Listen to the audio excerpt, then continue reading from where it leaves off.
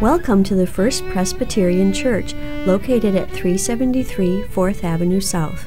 Much like the granite that forms the walls of this building, the Reverend L.G. Campbell has been a rock to the First Presbyterian Church of St. Cloud.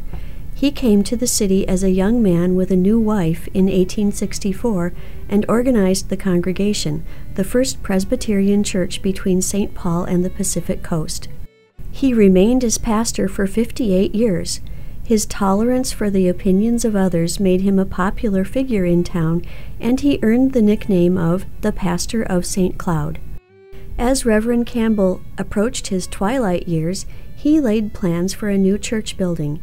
He insisted that it be built of St. Cloud granite, both because he wanted a building that would last for years and because so many of his congregation earned a living from the quarries. Working with the building committee, Campbell hired Minnesota's foremost church architect of the day, Harry Wild Jones. As a young man, Jones had worked as a draftsman for the great Henry Hobson Richardson, the noted American architect from Boston. He opened his own firm in Minneapolis in 1885 and concentrated primarily on commercial buildings and residential homes. In his spare time, he was a professor of architecture at the University of Minnesota and a longtime member of the Minneapolis Parks Board. By the turn of the century, Jones had turned his attention to primarily ecclesiastical architecture. His designs can be found around the world, including China, India, and Burma. However, many of his greatest works can be found in Minnesota. Jones's design is an excellent example of the Gothic Revival style, with its pointed arch entries, the buttresses between the stained-glass windows, and the crenellated bell tower.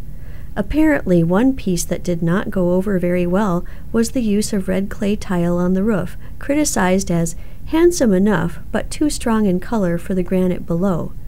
Years later, a hailstorm damaged the roof and the tile was replaced.